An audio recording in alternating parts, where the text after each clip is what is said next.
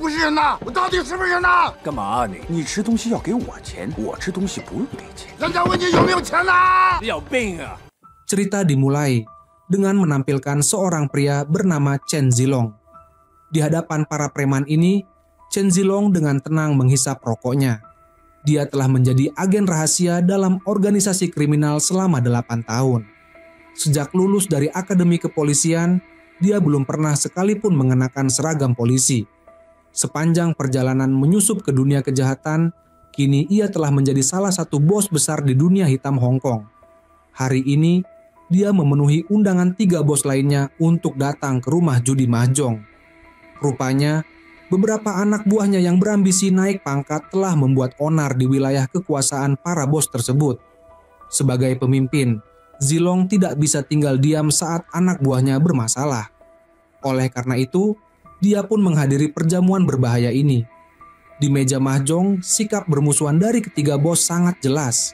Mereka bahkan terang-terangan berkata bahwa jika mereka memenangkan permainan, mereka akan memaksa anak buah Zilong menelan buah mahjong. Menghadapi ancaman yang begitu sombong, Chen Zilong tetap tenang. Dia menunggu dengan sabar hingga akhirnya menemukan kesempatan untuk membalikkan keadaan dan menyelamatkan ketiga anak buahnya. Meskipun merasa kesal, bos besar seperti Big B tetap menepati janji dan membebaskan mereka bertiga. Namun, hanya Zilong yang tetap ditahan di rumah judi. Aku tidak bilang kau boleh pergi. Kita harus bermain 4 ronde lagi. Menangkan permainan ini dan kau boleh pergi, Chen Zilong, kata Big B. Menyadari bahwa dia tidak akan dibiarkan pergi begitu saja, Zilong tidak banyak bicara. Setelah sedikit merenggangkan ototnya, dia langsung bergerak lebih dulu.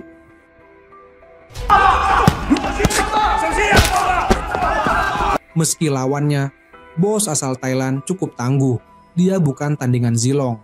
Sebagai petarung terbaik di akademi kepolisian dulu, Zilong dipilih untuk menjadi agen rahasia di dunia kejahatan. Dalam pertarungan sengit itu, Zilong tetap menguasai keadaan. Dengan keahlian bertarung jarak dekat dan teknik kuncian yang sempurna, ia membuat lawannya menderita. Meskipun mengalami beberapa luka, bagi Zilong yang telah bertahun-tahun bertarung di jalanan, itu semua hanyalah goresan kecil. Setelah mengalahkan bos Thailand, Zilong dengan santai mengambil pakaiannya dan bersiap untuk pergi. Buka pintunya, kata Zilong. Bunuh dia, kata Big B. Kali ini Big B mengingkari janjinya. Dia tidak akan membiarkan Chen Zilong pergi dari rumah judi dengan begitu mudah. Dengan satu perintah, para anak buah langsung bersiap membunuh Chen Zilong.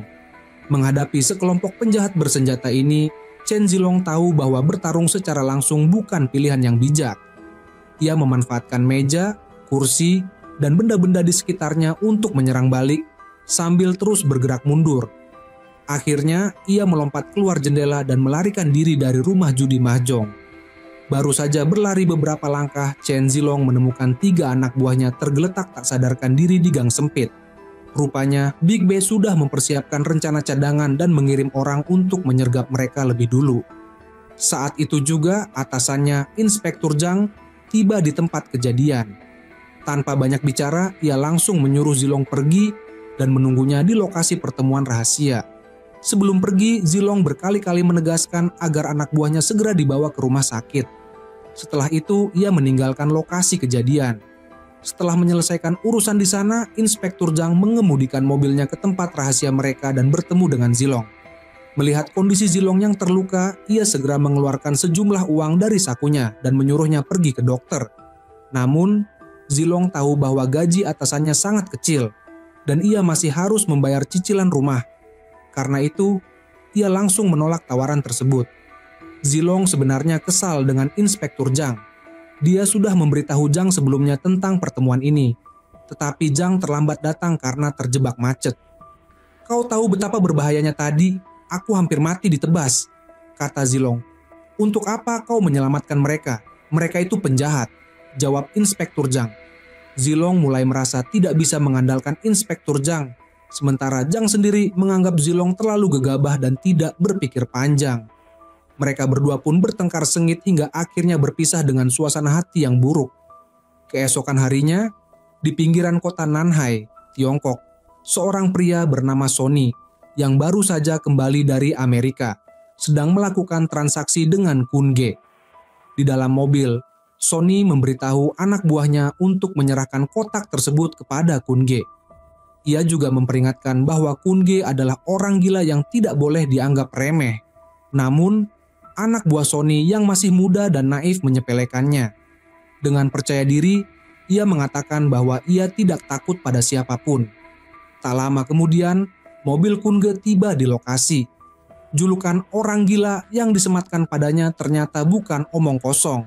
Begitu keluar dari mobil, ia langsung menyeret sopirnya dan menghajarnya habis-habisan. "Kau menyetir macam apa ini? Kenapa tidak lewat jalan besar dan malah memilih jalan kecil?" kata Kun Ge pada sopirnya. "Kau tahu aku punya wasir dan sekarang pantatku sakit gara-gara jalan itu," bentak Kun Ge pada sopirnya. "Lihat, sudah kuberikan kau puluhan ribu yuan, tapi kau masih saja pakai sepatu kulit. Pakai sepatu ibumu saja," lanjutnya dengan marah. Kegilaan Kun Ge langsung membuat anak buah Sonny yang tadi begitu sombong menjadi ketakutan. Dengan patuh, ia menyerahkan kotak yang diberikan Sonny kepadanya. Sebagai gantinya, Kun Ge pun menyerahkan dokumen yang telah disepakati. Namun, saat Kun Ge membuka kotak itu untuk memeriksa isinya, ia terkejut. Bukannya uang, kotak itu justru berisi potongan kertas koran. Dalam sekejap, kemarahan Kun Ge meledak. Anak buahnya langsung menghajar si kurir tanpa ampun. Sementara itu, di dalam mobil, Sonny hanya tersenyum dingin, menyaksikan kejadian itu tanpa terburu-buru turun tangan. Ia membiarkan mereka memukuli anak buahnya sampai kelelahan. Setelah merasa waktunya tepat, Sonny keluar dari mobil dengan santai. Ia membuka bagasi dan mengeluarkan sekop besi, lalu tanpa ragu menghantam kepala beberapa orang yang ada di sana. Orang penakut takut pada orang nekat. Orang nekat takut pada mereka yang tidak takut mati. Aksi brutal Sonny membuat Kun Ge terdiam, benar-benar terkejut dengan keberanian dan kebrutalan lawannya. Dengan marah, Kun Ge menegur Sonny. "Kurang ajar. Bagaimanapun juga, aku ini senior bagimu. Apa kau tidak mengerti aturan dunia kriminal?" Sonny hanya tertawa dingin. "Aturanku adalah satu-satunya aturan yang berlaku di sini." Setelah itu, Sonny melayangkan pukulan dan tendangan bertubi-tubi hingga Kun Ge tersungkur ke tanah. Kali ini Kun Ge benar-benar ketakutan. Untuk mencegah kebocoran informasi, Sonny memutuskan untuk menghabisi mereka semua. Dengan kejam, ia membantai seluruh anak buah Kun Ge tanpa sisa. Sementara itu, di tempat lain, Chen Zilong menerima undangan dari Mao Xiong dan pergi ke tokonya yang berfungsi sebagai salon rambut. Namun, setibanya di sana, ia malah melihat ibunya sendiri. Melihat situasi ini, firasat buruk langsung muncul di benaknya. Mao Xiong dengan santai memainkan gunting cukurnya sambil memberi isyarat tersirat kepada Zilong. Hal ini membuatnya semakin waspada dan bertanya-tanya apakah identitasnya telah terbongkar. Tak lama kemudian, Mao Xiong membuka pembicaraan tentang insiden di rumah judi mahjong. "Kau melukai beberapa bos besar di rumah judi itu? Bagaimana kau menjelaskan hal ini? Mereka itu bersekongkol untuk mempermainkanku," seru Chen Zilong dengan marah. "Kalau aku tidak membalas mereka, aku juga pasti sudah dihajar habis-habisan." Lanjutnya membela diri. Mao Xiong menghela napas menyatakan bahwa kejadian itu hampir menyebabkan kekacauan besar dalam organisasi. Untungnya persatuan di dalam kelompok cukup kuat. Jika tidak, satu-satunya pihak yang akan diuntungkan hanyalah polisi. Pada titik ini Mao Xiong mulai curiga terhadap Chen Zilong, namun ia tidak langsung mengungkapkan kecurigaannya. Sebelum pergi, ia hanya meninggalkan peringatan yang penuh makna. "Jika suatu hari nanti aku mengetahui bahwa kau memang seorang pengkhianat," katanya sambil menatap tajam, "maka urusanku denganmu tidak akan sesederhana sekadar memotong rambut." Keesokan paginya, Chen Zilong kembali menemui Mao Xiong. Kali ini Mao Xiong mengungkapkan bahwa beberapa hari yang lalu, salah satu pengiriman barangnya dirampok. Ia mencurigai bahwa pelakunya adalah Sonny dan meminta Chen Zilong untuk menyelidiki hal ini. Ternyata Sonny dulunya memiliki hubungan dekat dengan Chen Zilong. 6 tahun yang lalu, Chen Zilong secara kebetulan bertemu dengan Sonny yang saat itu dalam kondisi mengenaskan setelah dikeroyok oleh sekelompok preman. Tidak tahan melihat ketidakadilan, Chen Zilong turun tangan dan menyelamatkannya. Ia bahkan mengajari Sonny teknik bertarung, dan sejak saat itu hubungan mereka menjadi erat. Mendengar permintaan Mao Xiong, Chen Zilong pun menyanggupinya. Namun, setelah itu ia langsung menemui Inspektur Zhang dan menyatakan keinginannya untuk berhenti menjadi agen rahasia. Mao Xiong mulai mencurigaiku, katanya, "Aku tidak ingin membahayakan nyawa ibuku." Namun, Inspektur Zhang menolak permintaannya. "Setidaknya selesaikan dulu misi ini," katanya dengan nada menenangkan. "Aku janji setelah ini aku akan mengajukan laporan agar kau bisa kembali bertugas sebagai polisi secara resmi." "Zilong, bantu aku sekali ini saja," tambahnya. "Setelah itu kau bisa kembali ke posisimu." Tanpa pilihan lain, Chen Zilong akhirnya setuju. Kemudian, Inspektur Zhang mengungkapkan informasi terbaru. Mereka baru saja menerima laporan bahwa seorang pengusaha kaya telah menjadi korban pemerasan. Mereka juga sudah memiliki tersangka utama yang diduga kuat terkait dengan kasus pembunuhan Kun Ge. Nama tersangka itu adalah Luo Jiwei alias Sonny. Sekarang, tidak hanya Mao Xiong yang ingin Chen Zilong mencari Sonny, tetapi polisi juga menginginkan hal yang sama.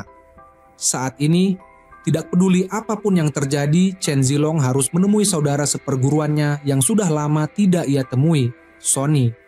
Karena Sonny berada di Tiongkok daratan, Chen Zilong pun harus pergi ke sana untuk melaksanakan misinya. Namun, Inspektur Zhang memastikan bahwa polisi setempat akan bekerja sama dengannya. Keesokan harinya, Chen Zilong tiba di kota Nanhai di Tiongkok daratan. Di sana, ia bertemu dengan Fang Jing yang ditugaskan untuk mendampinginya. Namun, pertemuan pertama mereka jauh dari kata menyenangkan. "Apa maumu?"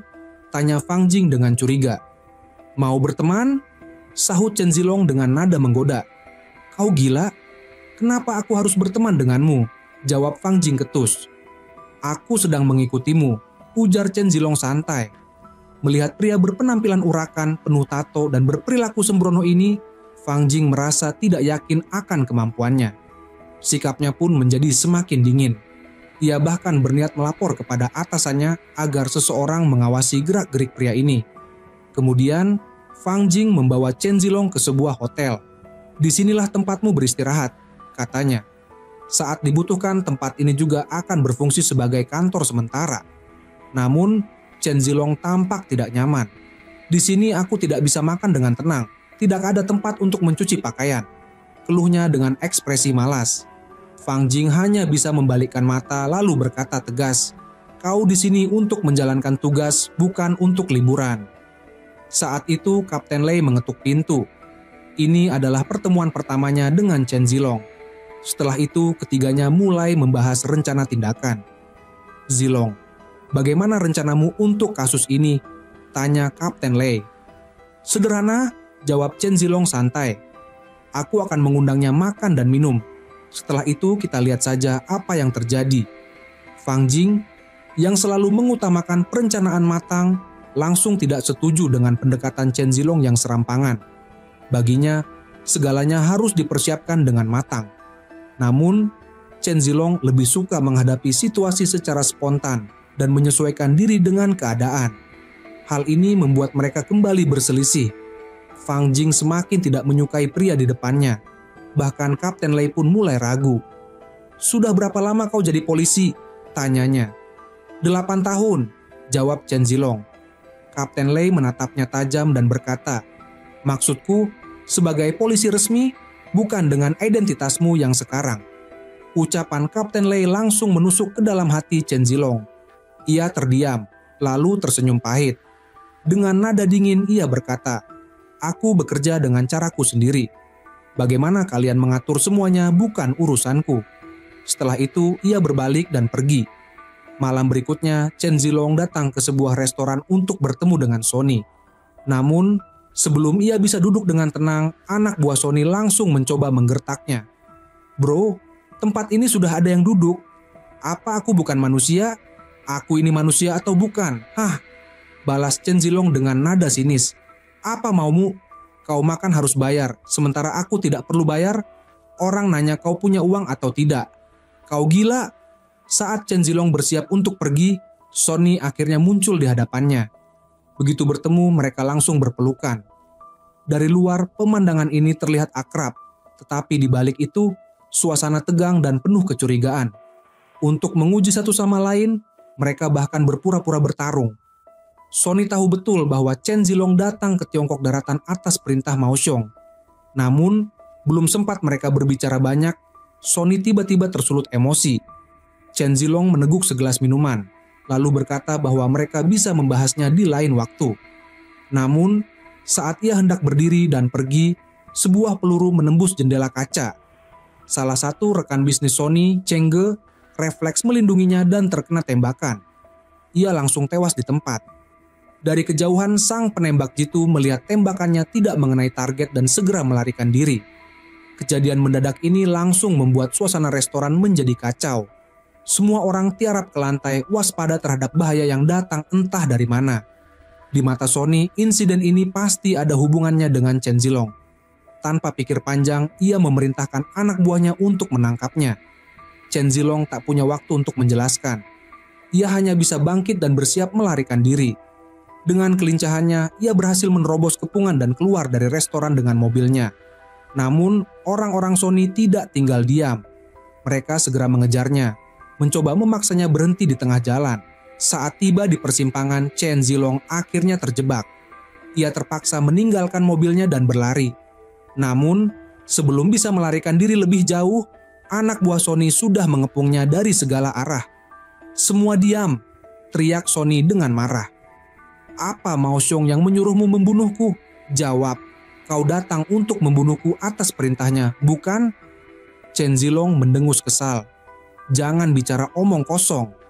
Ketegangan hampir mencapai puncaknya dan perkelahian pun hampir pecah. Namun, tepat pada saat itu, Fang Jing tiba di lokasi.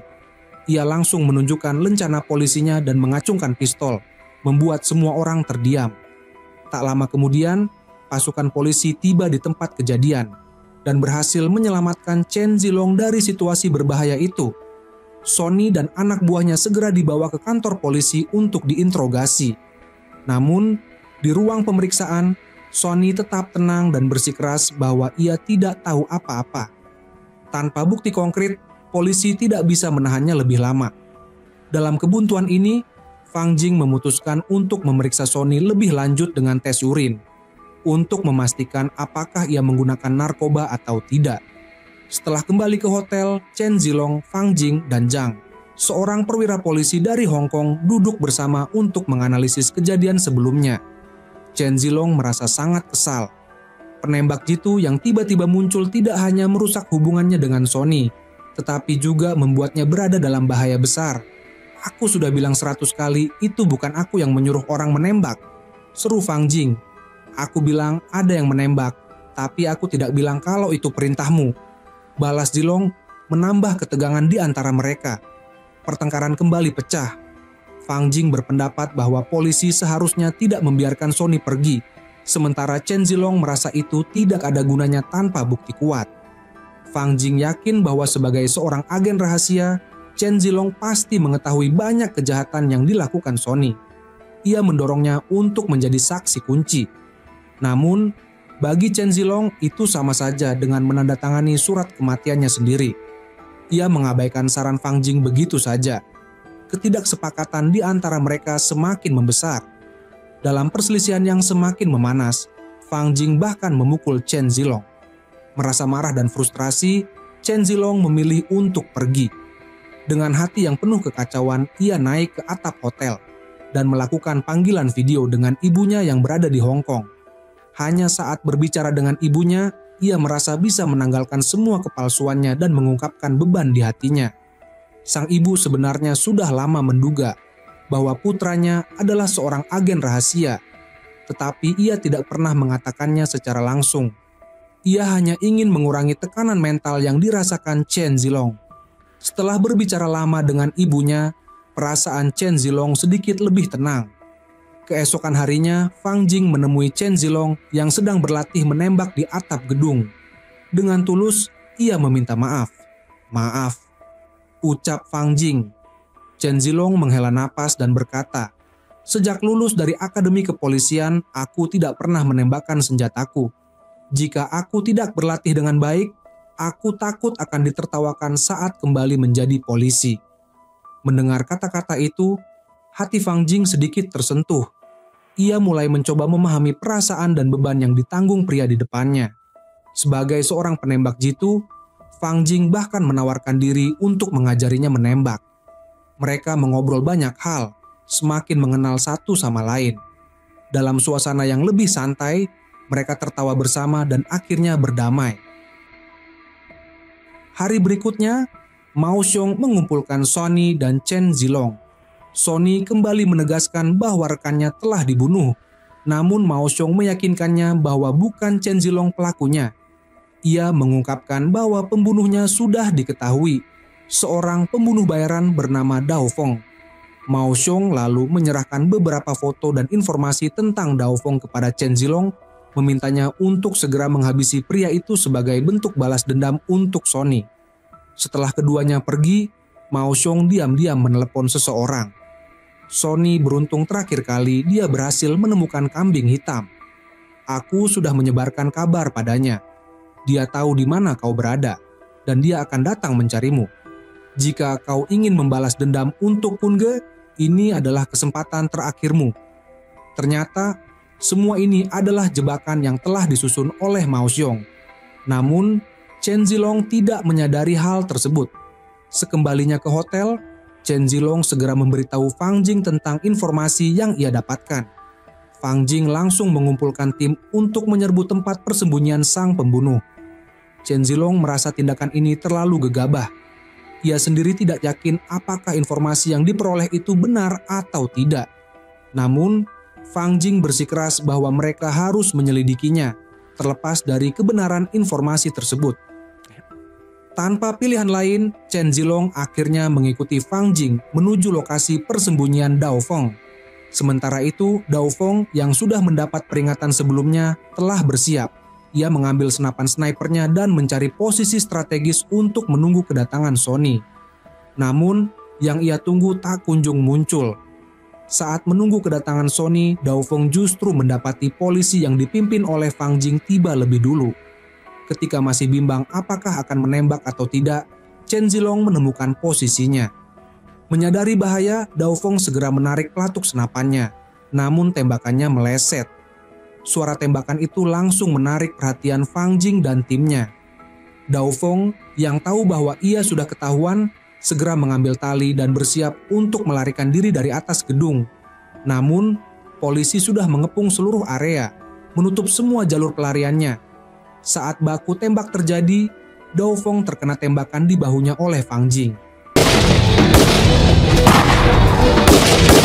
Terdesak, ia berlari ke dalam sebuah pabrik untuk bersembunyi. Fang Jing yang tidak ingin melepaskan buruan nekat mengejar Dao Feng sendirian. Mereka pun terlibat dalam pertarungan sengit. Namun, Dao Feng memiliki keunggulan karena ia bersembunyi dalam kegelapan, sementara Fang Jing berada dalam posisi terbuka. Keahlian tempurnya membuat Fang Jing kesulitan. Saat Dao Feng bersiap memberi serangan mematikan dari belakang, Chen Zilong tiba-tiba muncul dan langsung bertarung dengannya. Sebagai seorang pembunuh bayaran profesional, Dao Feng menunjukkan keahliannya yang luar biasa. Dengan refleks cepat dan ketenangan yang dingin, ia segera mengarahkan moncong pistol ke leher Chen Zilong. Tidak hanya itu, Dao Feng juga menarik rantai di leher Chen Zilong, hampir mencekiknya sampai mati. Dalam situasi genting itu, Chen Zilong berteriak kepada Fang Jing, "Tembak! Jangan pedulikan aku! Tembak!" Tanpa ragu, Fang Jing menarik pelatuknya. Peluru itu langsung menembus kepala Dao Feng, membuatnya tewas seketika. Chen Zilong akhirnya selamat. Namun, bagi Fang Jing ini adalah pertama kalinya ia membunuh seseorang dengan tangannya sendiri. Perasaannya begitu kacau. Malam itu, ia duduk sendiri di atap gedung dan menangis. Chen Zilong datang dan mencoba menghiburnya. "Ingat, pengalaman adalah bagian dari perjalanan hidup. Jangan menangis. Jika bisa dilupakan, lupakanlah. Jika tidak bisa, anggap saja sebagai bagian dari pengalaman." Keesokan harinya, Sonny mengajak Chen Zilong bertemu di lapangan basket. Ia mencurigai bahwa kematian Dao Feng adalah akibat dari informasi yang sengaja dibocorkan oleh Chen Zilong kepada polisi. Chen Zilong membantah keras tuduhan itu. Sony, meskipun tidak sepenuhnya percaya, tidak memiliki bukti untuk menyalahkannya. Dengan nada dingin, Sony berkata, "Kesalahan terbesarmu, Zilong, adalah masih memegang prinsip kesetiaan yang dulu kau ajarkan padaku. Dunia ini sudah berubah. Sekarang, yang orang pedulikan hanyalah kepentingan." Chen Zilong tidak menanggapi, hanya diam tanpa ekspresi. Dengan nada ringan, Chen Zilong berkata, "Jika hidup di dunia ini tanpa berbicara soal kesetiaan, lalu apa yang harus dibicarakan?" Perkataan itu langsung membuat Sony terdiam, tak mampu membalas. Setelah hening sejenak, Sony akhirnya mengungkapkan maksud sebenarnya. Ia ingin bekerja sama dengan Chen Zilong. Malam itu, Chen Zilong datang ke kantor Sony dengan membawa alat penyadap. Sony dengan jujur mengakui bahwa data yang ia curi dari Mao Xiong adalah dokumen berisi sejarah kriminal dan bukti kejahatan para konglomerat Hong Kong. Dengan data tersebut, ia bisa memeras para pengusaha itu tanpa takut mereka melaporkannya ke polisi. Sony memperingatkan Chen Zilong, "Jika suatu hari aku tahu kau berkhianat, aku akan membunuh seluruh keluargamu." Lalu ia memberikan sebagian dokumen untuk diserahkan kepada Mao Xiong. Rencananya, setelah Mao Xiong berhasil memeras para pengusaha dalam daftar, mereka akan membagi keuntungan. Keesokan harinya, Chen Zilong datang ke kantor Sony sesuai janji untuk mengambil dokumen. Namun, kantor itu kosong. Satu-satunya yang ada hanyalah sebuah laptop menyala dengan sebuah catatan di sampingnya yang bertuliskan "putar". Chen Zilong merasa ada sesuatu yang tidak beres. Dengan perasaan waspada, ia menekan tombol putar. Layar menampilkan rekaman suara seorang anak buah yang pernah ia selamatkan di tempat perjudian. Dalam rekaman itu, suara anak buah tersebut berkata, "Chen Zilong mengira aku pingsan, tapi aku melihatnya bertemu dengan seorang polisi." Saat itu juga, identitas Chen Zilong sebagai mata-mata terbongkar. Sony menghilang karena mengetahui pengkhianatan ini. Pikiran Chen Zilong kacau, ia tidak tahu harus berbuat apa. Fang Jing menyarankan agar ia segera bersembunyi dan tidak pergi kemana-mana. Sementara itu, Fang Jing dan Inspektur Zhang telah mengumpulkan cukup bukti untuk menangkap Mao Xiong. Di dalam toilet sebuah bar di Hong Kong, Fang Jing bertarung sengit dengan Mao Xiong. Keduanya terluka dalam pertempuran itu. Untungnya, Inspektur Zhang dan pasukannya tiba tepat waktu dan menangkap Mao Xiong. Namun, bahkan dalam keadaan tertangkap, Mao Xiong tetap sombong dan memperingatkan Inspektur Zhang untuk melihat kondisi keluarga Chen Zilong. Chen Zilong yang tidak bersembunyi seperti yang disarankan, menyadari bahwa setelah identitasnya terbongkar, ibunya pasti dalam bahaya. Ia segera bergegas pulang. Ketakutannya menjadi kenyataan. Setibanya di rumah, ia melihat Sony sedang menganiaya ibunya dengan brutal. Sony melampiaskan amarahnya dengan brutal. Ia berteriak penuh kebencian. "Dia yang mengajarkanku tentang kesetiaan. Aku hanya pernah percaya padanya, tapi sekarang dia mengkhianatiku." Chen Zilong akhirnya tiba di rumah, namun pemandangan yang ia lihat membuat hatinya hancur. Ibunya tergeletak di lantai, berlumuran darah. Meski begitu, Sony tidak sampai membunuhnya. Ibunya masih bernapas. Tanpa berpikir panjang, ia segera membawa ibunya ke rumah sakit. Sementara itu, Fang Jing dan Inspektur Zhang yang menerima kabar langsung bergegas ke rumah sakit. Mereka mencoba menenangkan Chen Zilong yang tengah diliputi amarah. Namun, bagi Chen Zilong, ibunya adalah segalanya dan tak ada yang bisa menghentikannya. Ia bergegas pergi untuk membalas dendam. Di tempat lain, Sony sedang berada di sebuah parkiran bawah tanah, menghadang salah satu anak buahnya. Anak buah ini sudah lama bersamanya. Sejak mereka berada di Amerika, hubungan mereka sangat dekat, tetapi kini ia pun ikut berkhianat. Sony yang marah berteriak, "Dasar bajingan! Itu uangku, mau lari kemana kau?" Anak buahnya mencoba membela diri. "Aku tidak berniat mengambil semuanya sendiri, aku bukan orang seperti itu." Namun, Sony tidak tertipu. Dengan sinis ia berkata, "Aku sudah mendengar laporanmu ke polisi." Saat itu, anak buahnya baru menyadari bahwa Sony telah memasang alat penyadap di ponselnya. Setelah identitas Chen Zilong terbongkar, anak buah ini diam-diam menghubungi polisi untuk menjadi saksi dan meminta perlindungan. Kini, tak ada gunanya berbohong. Dalam putus asa, ia meraih senjata dan menyerang Sonny. Namun, Sonny jauh lebih kuat.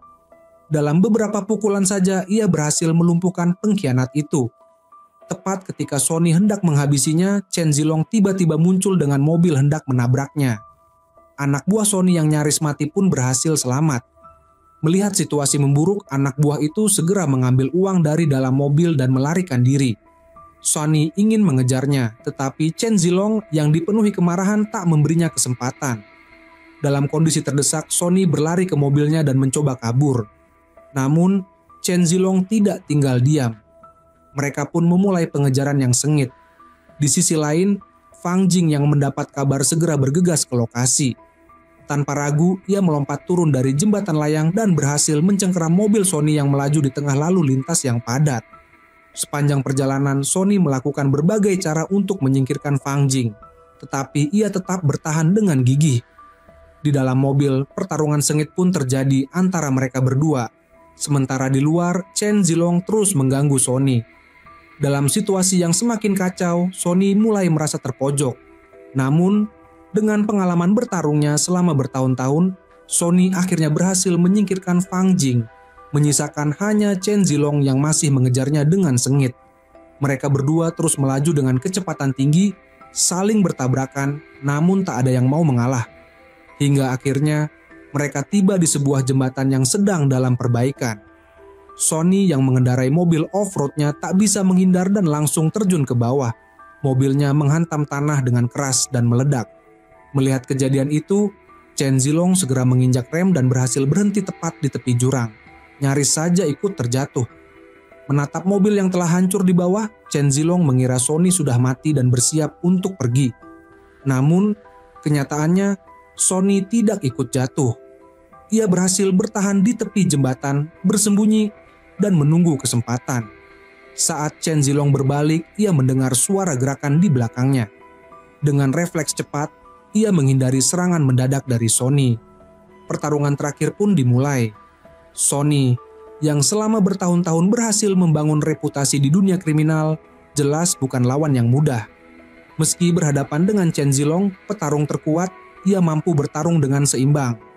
Keduanya saling menyerang, masing-masing mendapatkan keunggulan dan kelemahan dalam duel yang sengit. Ketika pertarungan tampak tak kunjung usai, Sonny mengambil keputusan kejam. Ia meraih sebatang pipa baja di tanah dan menghantam kaki Chen Zilong dengan keras. Chen Zilong langsung kehilangan keseimbangan, membuatnya mulai terdesak. Sonny terus menggempur, memaksa Chen Zilong mundur dengan pukulan bertubi-tubi. Akhirnya, sebuah tendangan berputar yang kuat membuat Chen Zilong terjatuh ke tanah. Sonny menatapnya dengan sinis dan berkata, "Chen Zilong, penyamaranmu sudah terbongkar. Kau ingin kembali menjadi polisi? Bahkan bertarung pun kau tak bisa mengalahkanku. Kau benar-benar gagal," kata Sonny dengan nada mengejek. Ucapan itu membuat Chen Zilong sangat marah. Ia tidak menyangka akan diremehkan oleh muridnya sendiri. Namun, alih-alih terpancing emosi, Chen Zilong segera mengubah strategi pertarungannya. Ia mulai menggunakan teknik kuncian dan pertarungan di tanah, jurus andalannya. Sonny yang lengah sejenak langsung tertangkap dalam celah pertahanannya. Dalam hitungan detik tubuhnya terkunci erat. Rasa sesak di lehernya membuatnya kehilangan kekuatan untuk melawan. Chen Zilong tidak menyia-nyiakan kesempatan itu. Ia melancarkan serangkaian serangan berat yang membuat Sonny kehilangan keseimbangan dan kesadaran.